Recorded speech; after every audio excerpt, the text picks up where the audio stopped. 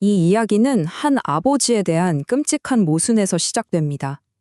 평범하게 그지없던 한 아버지의 모습이 어떻게 상상조차 할 수 없는 끔찍한 비극으로 순식간에 돌변할 수 있었을까요? 자, 바로 이 사진입니다. 샤마르 엘킨스라는 남자인데요. 딸과 함께 햄버거를 먹으면서 정말 평화로운 한때를 보내고 있죠.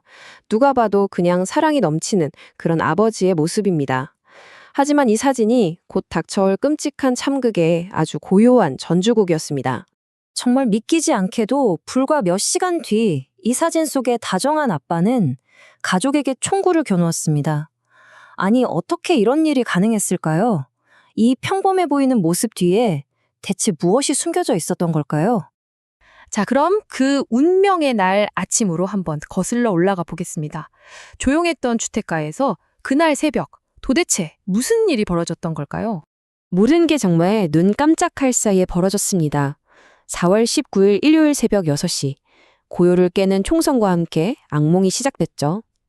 경찰이 현장에 도착했을 때 그들이 마주한 건 한 집이 아니었어요. 무려 세 채의 집에 걸친 그야말로 참혹한 범죄 현장이었습니다. 용의자 엘킨스는 곧바로 차를 훔쳐서 달아났지만 그의 도주는 결국 경찰과의 추격전 끝에 총격으로 막을 내렸습니다. 이 끔찍한 사건이 남긴 가장 큰 상처는 바로 희생자들이었습니다. 이 비극의 규모를 좀 더 자세히 들여다보겠습니다. 경찰이 마주해야 했던 그 참혹한 현장에는 수많은 피해자들이 있었습니다. 과연 누가 이 끔찍한 범죄의 희생자가 되었을까요? 무려 8명. 8명의 어린 아이들이 목숨을 잃었습니다. 이 숫자 자체만으로도 정말 가슴이 먹먹해지죠. 나이도요, 고작 1살 배기 애기부터 이제 막 세상을 알아가던 12살 아이까지. 정말 꽃도 제대로 피워보지 못한 소중한 생명들이었습니다. 하지만 이 비극을 정말 뭐라고 말해야 할지 모를 정도로 참혹하게 만드는 사실이 있습니다. 바로 숨진 아이 8명 중에 무려 7명이 바로 이 범인 엘킨스의 친자녀였다는 겁니다. 자기 손으로 자기 아이들을 그렇게 체계적으로 살해한 것입니다. 이 광기는 여기서 멈추지 않았습니다. 첫 번째 표적은 바로 그의 아내, 아이들의 엄마였어요. 아주 심각한 부상을 입었고요. 다른 집에 있던 또 다른 여성, 그러니까 8번째 희생 아동의 엄마 역시 위독한 상태입니다. 이 아수라장 속에서 13살 소년 한 명은 정말 살기 위해서 필사적으로 지붕에서 뛰어내려 탈출했습니다.